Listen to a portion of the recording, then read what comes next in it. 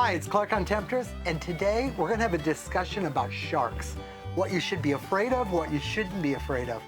I've got some shark stories, but this guy, he's got some shark stories, and we're going to talk about them.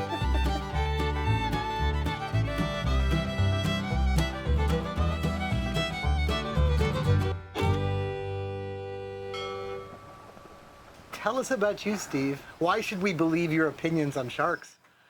I've spent over 65 years in the water with sharks. My grandfather brought me up around the ocean. He was an oceanographer. And when modern diving, I'd say, started in about 1974, I was part of that first wave of getting it started with Nowie and Patty in the United States.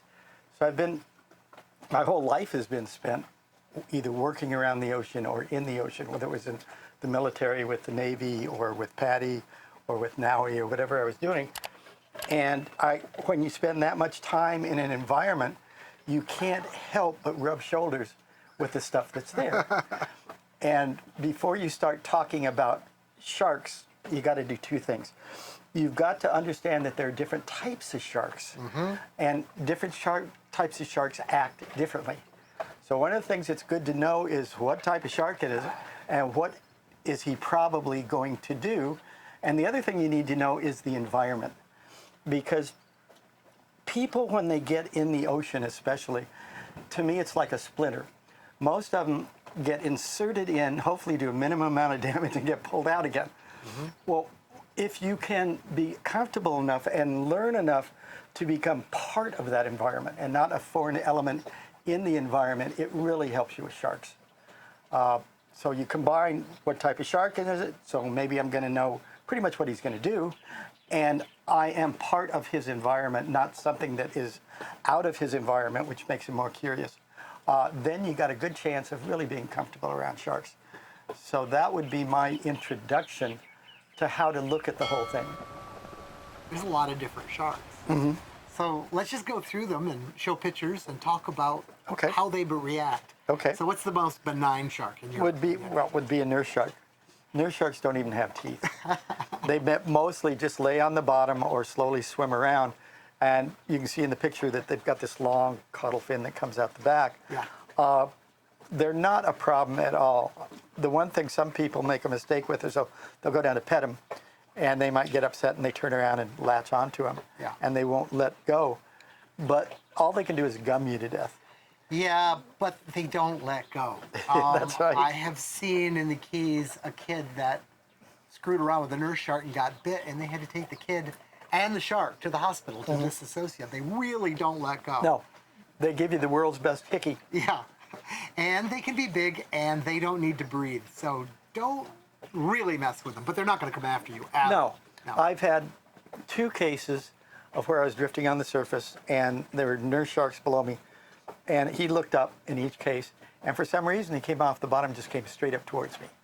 All I did was wait till he got close, kicked him in the head, and he just went back down again.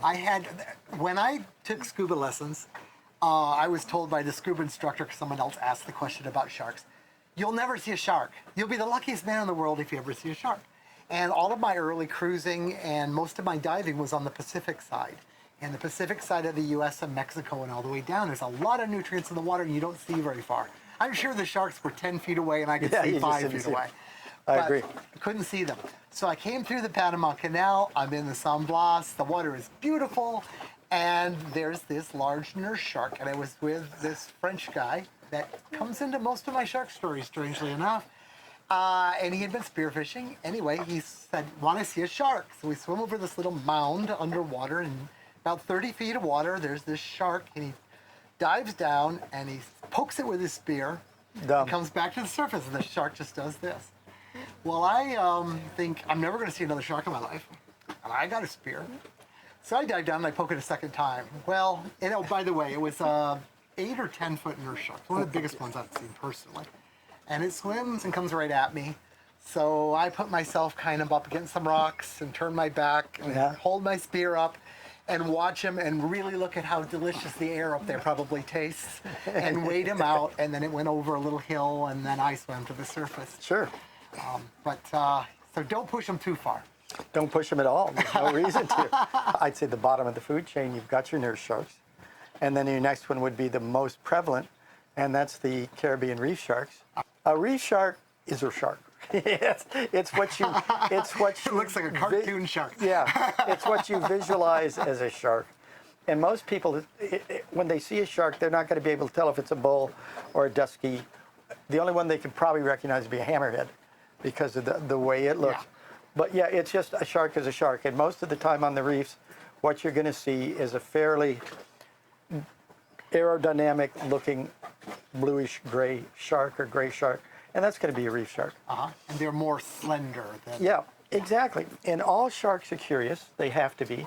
They live by being human vacuum cleaners and checking stuff out and cleaning up the bottom. So if you're down there or if you're in their area or just in the ocean in general, they're going to come figure out what's going on. That's what they do, and that's fine. So they're a little bit worrisome, but not terribly bad? To me, they're never worrisome. To new people, everybody's going to worry about all of them. Caribbean reef sharks can be a lot more territorial, and there were some areas where if I was going to spearfish in that area, I knew there were going to be certain reef sharks that would show up, and I could recognize them. Let's go back to the bulls for a minute, because the bulls are bulls one up. next up from the reef shark. Yeah. Okay, how do I identify a bull shark? Bull sharks are kind of a brownish gray usually. They're thicker, and they have more of a blunt nose, and they can be larger.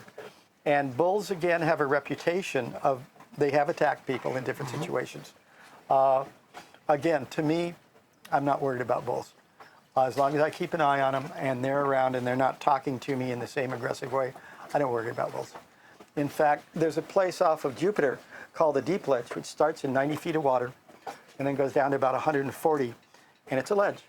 And then it goes down into the sand, and it was known for a lot of big groupers, kingfish, snappers, mutton snappers, stuff like that. And so we would go down there off dive boats, and we'd go down and hunt on that ledge.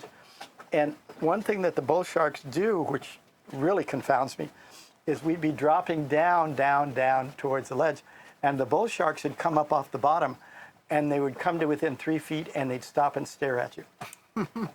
And I'm just sitting there going through my mind saying, what is going through his mind? You know? And at 90 feet, there's no jumping in your dinghy. No. Yeah, I'd be at like 60 feet, and I've got this massive bull shark that's maybe, I don't know, 7 feet, that's just hanging there, staring at me.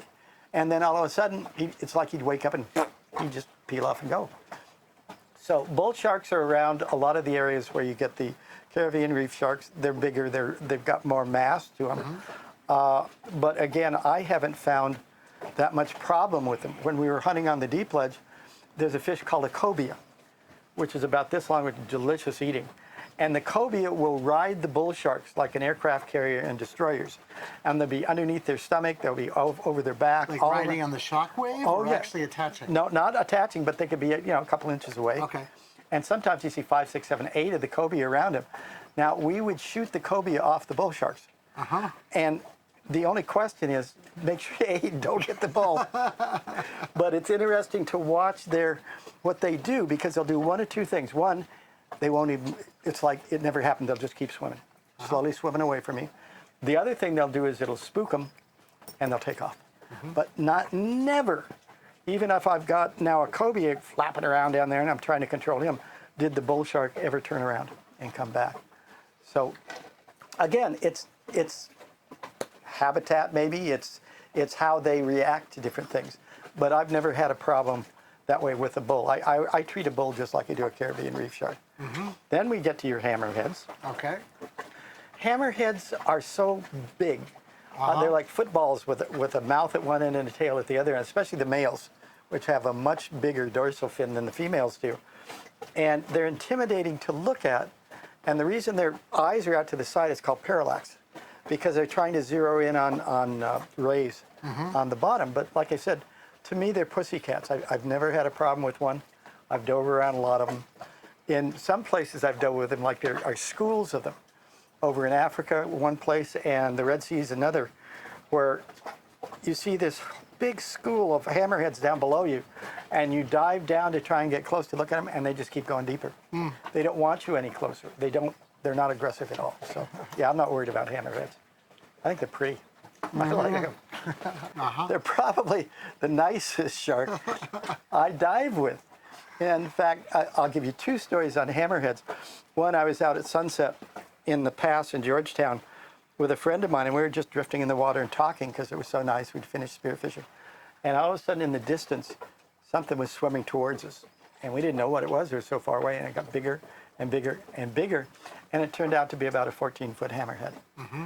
And he didn't even recognize us. He didn't acknowledge us.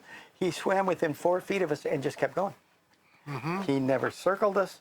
He never got excited. He never did anything besides, who cares? And he just kept going. And the other time I was out and I jumped on one's back, didn't know he was down there. Oh. And he was about 5 feet underwater. And I jumped in the water, and all of a sudden I hit the water and went thunk. I said, huh. So I looked down, and I'm standing on, again, about a 14-foot hammerhead. Uh-huh. Didn't bother him at all. He just kept swimming away. Okay, so I'm in the Sea of Cortez, Pacific side. And we're in this little bay. I'd taken the dinghy with my now ex-wife over to another guy's boat. And we're chatting, and she got bored and took the dinghy back, and we're chatting some more. And then we decided he wanted to see and play my guitar. So we jumped in the water and swam over to Temptress and got out and dried off and played with the guitar for a while. And then we noticed there were these sharks thrashing and doing whatever, big ones. And it turns out they were hammerheads. In fact, during the hanging out there, I said, "Oh, wow, what's getting those sharks all riled up?" He goes, "No, they're rays." I said, "Well, look, they're obviously sharks." "No, they're rays. I'm going to give you a ride home in my dinghy." "Yeah, I guess they are sharks." Yeah. So the next day, early, we raised anchor and took off, and it was a fairly short trip in light wind. We were sailing real slow for like half the day. I'm about to come into the next bay, and I'm letting sails down and looking around, and I look back, and right on the back corner of Temptress is a 14-foot hammerhead that has been following all day. They get big. And when he saw that I saw him, he swam away. Okay. And why that's eerie to me is I feel he was waiting for me to get back in the water so he could eat me. And when he saw that I saw him, it's like, damn, what a wasted day. Could have Off been. he went. Could have been. You got to remember, the major food source of a hammerhead are rays. Okay. And a good story on that is I was down in a place called the Gementos Keys, which is south of the Exumas, and I was anchored in this little bay in about 10 feet of water, and 3 rays just came, big rays, Atlantic rays, about that wide, came streaming past me, and they don't do that. What's going on? I was up working on the bow, and they went right in close to shore. And they started swimming back and forth right up on the beach. And what's going on? And all of a sudden, the Godzilla of hammerheads comes swimming by my boat. And he comes in slowly. He's chasing them. And I figured this out because what would happen, he'd come in, and every time the hammerhead would come close to one of these rays, they'd jump out of the water. And the hammerhead would come up and try and grab him. And this went on for about 15 minutes, 20 minutes. And I'm just fascinated. Next on the list, we'd have the tigers. Okay. If you see a massively big shark, okay? Oh, there's bigger ones. They're bigger than anything except maybe a big male hammerhead. And they've got a very straight, blunt nose on them. And then they have stripes on their sides. Yep. That's why they're called tigers. And now we're dealing with a whole different animal. Whole different animal. Not because they're more aggressive, they can be. You know, they're big, they've got big teeth. And if you have a tiger in the water with Caribbean reef sharks, let's say, the Caribbean reef sharks will always defer to the tiger. And I've seen this next to a boat once where some people were throwing fish in the water and everything else. And there was a baby tiger, he's only about 9 feet, and all these Caribbean reef sharks. And the reef sharks just stayed out of his way. I've dove with tigers. There is a bay over in the Bahamas where National Geographic actually went over and filmed them. And there used to be a guy running out of, where was it, Fort Lauderdale? That would go over with people and he'd hand feed them.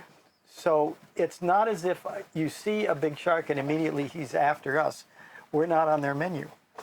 It's just tigers are massive and they have a different attitude as far as I'm concerned. I look at tigers in the water and there's no bullshit.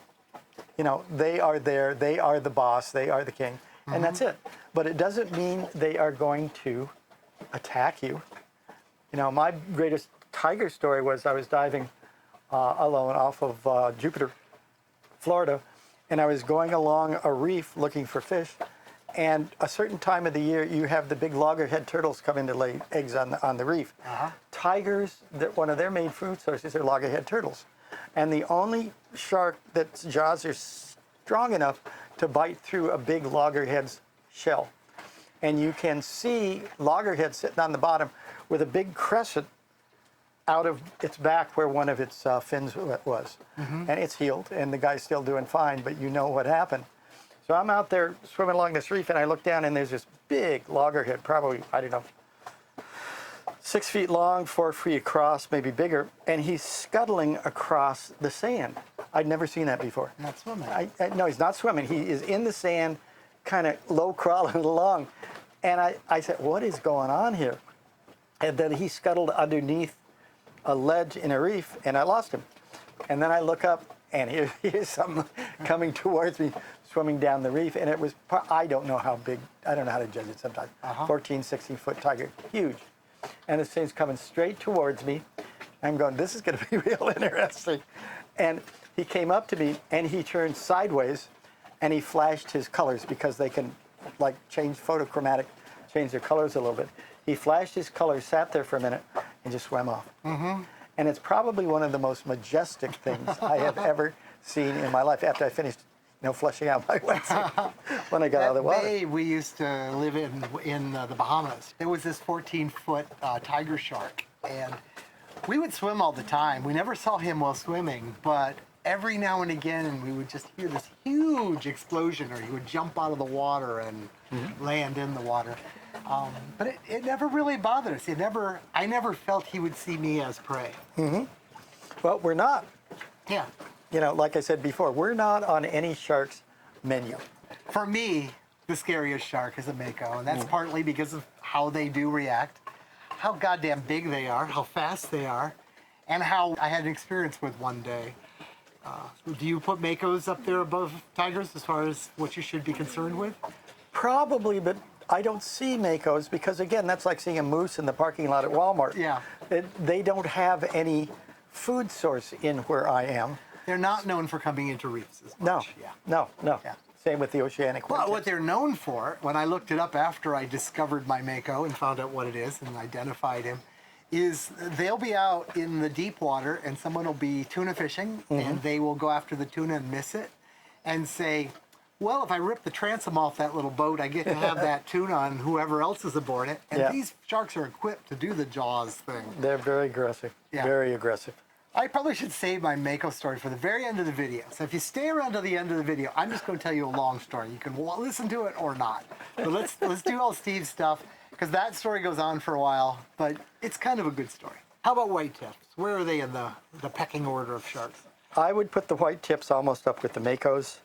They're a pelagic or ocean swimming shark. They don't come in close, and they're extremely aggressive, in my opinion. They're big. They're not as fat as, let's say, a tiger, in my opinion, but they've got a white tip on their fins, on their caudal fin and on their dorsal fins, and it's not something I want to be in the water with. Anything that's a pelagic shark, an ocean shark, a free swimming shark, I don't necessarily want to be around in the water.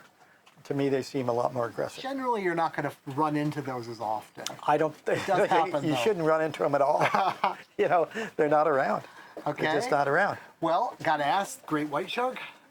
No. I've got friends that have been diving with them in California. And what they do out there, and I'll show you this in a minute, is something called a shark shield. And usually with a great white, if they want a diver, they'll come from below straight up. And that's what you see with seals when you see a great white exploding out of the water with a seal in his mouth. That's one way they hunt. Well, the guys that are spearfishing around great whites, even though they know they're there but they don't see them, they have their shark shields on all the time, which is an electronic device which will, the sharks don't like it, it'll keep the shark about 10 feet away. And I had one friend who, the prop wash from a great white that was making a run at him was so great it knocked him over in the water, but the shark never touched him. Well, we're going to definitely dig that out and take a look at it. So we can show you there is a defense that you might There want is. to do. I always dive with a shark shield. I've been using shark shields for 20 years, since they came out, actually longer. And if I wear a shark shield, I have never, ever had a shark get more than 8 feet away from me. Well, let's see it. Here it is right here. This is a handy little gizzy, and it looks a little strange. So this is like an antenna that trails behind you, I guess? Right. What I do is I wear this on my leg here, and I turn it on, and then it's sending an electronic pulse down this whip antenna. And we talked a little bit about these ampullae of Lorenzini, which the sharks have around their nose. They hate this. It sends them nuts. So if for some reason I've got that on, if a shark comes towards me, the minute he gets within, let's say, 8 feet of me, he veers off. Every single time. I don't have it on all the time. The only time I will turn it on is if I am in an area, I see a fish I want to shoot down at the bottom, I will turn it on and then dive down to shoot the fish. And then I come up, throw the fish in the dinghy because the dinghy's with me, and then I turn it off again. But if I am out just piddling around or sightseeing, I'll wear it, but I never turn it on. Is it because the batteries don't last for long? The battery lasts 3 to 4 hours. Okay. So it's Because you want sharks to come. yeah. It's just I always make sure it's fully charged before I take it with me. I had one time when I was in about 40 feet of water hanging off decompressing from a dive, and I had some fish with me. This is before we started shooting them to the surface on little lift bags to get them away from our body. And I'm sitting there, and all of a sudden this massive shark, I think it was a bull, came straight up off the bottom slowly and hit the shark shield barrier and deflected off. And then he came up and deflected off. And then another one came and another came. And at one point I had 7 sharks probing this thing and deflecting off. And the first thing I did was look down and make sure the green light's still on for the shark shield. So yeah, I believe in those things very strongly. I don't know about the other types, but for me, this is the ultimate, they're not going to get close to me deal. Well, I don't think we're going to be able to put this on our Amazon store list. I think this is a hard to find product, right? No, Oh, really? I don't think so. Okay. They're cost, you get them for about $450, $500. And yes, that's expensive, but if you've got 7 sharks, That day it was a bargain, huh? Yeah, all of a sudden the price isn't exactly as high as you thought it was. So yeah, I love shark shields. I really do. And because I do a lot of diving alone, it gives me a lot of extra peace of mind, let's say. The only problem is you have to remember, don't turn them on out of the water. Because sometimes I'll get back in the dinghy and I forget it's still on, and if this hits me, it'll knock me over. Oh, okay. Well, I'm glad I didn't turn it on playing with it. So, yeah, you've got to be careful with that. But other than that, no, they're great. I really, really believe in them. Okay. Unfortunately, most people don't spend enough time in the water, especially around sharks, to get that comfortable feeling. It's always the pucker factor and, ooh, what am I going to do? And you start sending all the wrong signals to the sharks, which you're basically kind of prey. And you don't want to do that. You want to be able to say, hi, guys, I'm here. Let's talk and coexist. Sharks talk to you. All the different species will talk. It's just you're not used to what they are saying because you don't spend a lot of time around them. And if you can kind of decipher, are they happy that you're there? Are they in an attack mode? What are they thinking the whole time? Then again, it's a lot easier to coexist with them. When I'm spearfishing, let's say there's a nice fish 60 feet down. I'm on the surface, I hold my breath, and I go down and I shoot him. Okay, now I'm creating sound, I'm creating a blood trail, and I'm creating vibrations. Then I bring that fish up to the surface and I put him or her in the dinghy. And then I'll stay in the water and I'll watch. If a shark shows up, or if a shark was there, the very first thing they'll do is they'll go first to where I shot the fish. They don't come up to me. And once they've done that, they follow the blood trail, quarter up towards the surface. Usually about halfway up, they'll break off and go back down again.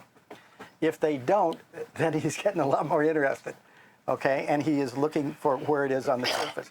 If they stay on the surface with me, that's when I go into kind of DEFCON 2 mode and watch them closer, because then they're going to really want to know where the fish is. But they're not attacking me. They're circling the dinghy, they're circling me, and they're looking. That's all. But no, as far as being attacked, it depends on your definition of attacked. I've been attacked maybe 8 times by sharks, and each time it was a very rare occurrence, and it was just weird. If he gets agitated, several things are going to happen. One is he's going to start swimming faster, because if he's relaxed, I'm relaxed. If he's getting agitated and he starts going into what they call an attack mode, or a mode where he doesn't want you around, he will drop his pectoral fins. He will arch his back, and sometimes he'll start shaking his head from side to side. When that happens, I better be a lot more conscious of where he is and what he's doing, because he's talking to me. And I'd be a fool not to listen to whatever it is he's saying. And if I've got my dinghy with me and he comes up to the surface, because usually sharks aren't going to come up to the surface, then if I don't like him coming up to the surface to check me out more, I hop in the dinghy. And most sharks, if they come in and they are curious about you as a food source, maybe, is they'll bump you first. Because they've got sensors around their nose and their sides of their nose called ampule of Lorenzinis. And they're little hairs that are in these cups, and they're incredibly sensitive. So he'll come in and bump you once to taste you. And then if he likes what he did, he'll usually come back then and say, okay, now we're going to go to the next step. But that very, very rarely happens. So, Well, they're top predators, and they've got to keep themselves safe. So if they were to attack something that could attack back, they might not be able to hunt the next day. So I imagine they have a certain worry. If you're a cow and you twisted your leg, you just got to sneak up on a blade of grass. How hard is that? But if you're a tiger and you twist your leg, you might not be eaten for a while. So I figure that they're cautious about new things they don't know. And they don't know what about us. well, and its size, Yeah? because you're big to them. And Compared to they're- their normal food. and they're not necessarily going to want to tangle with you. So, Steve, if I was a new cruiser and I'm just going out, and I got a million things to think about, are sharks something I should worry about? If I'm swimming, should I be worried that sharks are just going to come in from everywhere and eat me? No, not at all. And the one extra thing you can do to make sure it doesn't happen, every time I'm out there snorkeling, skin diving, call it whatever you want, I tow the dinghy with me. And by having my support system right next to me, I've got it on a painter, and I'm towing it, and I'm looking at everything, and I'm drifting with the current, then anytime I feel uncomfortable, I can just jump in the boat. Sure. And you're diving for food. You're spearfishing. Most of You've the got time. blood in the water. Yeah. If I was just diving to look at the pretty fish, should I have to worry about having my dinghy with me? I would still have it with you because sharks are curious. And not because they're going to give you a problem, but because you're going to get scared because it's a shark. People have this pucker factor. So to prevent that, I would have your support system, like I said, right there, where if you didn't feel comfortable, let's say a reef shark came up, circled you because he was just curious, you can jump in the boat and go, and you're set to go. So that would be my major suggestion when it comes to that, really would. So, if you keep the dinghy in one place and you anchor it, you're only going to go so far away from it anyway. And if you'll do what I call drift diving, which there's always going to be a current, almost always, tow your dinghy with you and go with that current, you can cover 5, 6, 7 times as much area and see a lot more stuff. It's the best way to go diving if you're in an area with some current. Just like he said, take the dinghy with you. You would cover more area, and you don't have to go swimming back up current to go find your dinghy again. It's just easier. That's right. Just have the end of the line, and it's just going to follow you, and there you go. Do you have any closing wisdom for us? Any last thoughts about sharks? Yeah, don't be afraid of them. Be respectful of them, like we've talked about. Learn how to recognize what they're trying to tell you, but I would not hesitate to go in the water because maybe there's going to be a shark. Or if the shark comes around, I'm still not going to worry about it. And if you worry about it, jump back in your dinghy. That's all. Well, I think that's about it about sharks for today, Steve? I guess. They're always going to be out there, and I'm always going to be out there. Yeah. Thanks for watching the video. Like always, give it a thumbs up if you think this is useful to other people. That's the only way YouTube knows to push it. And see you around next week. Bye.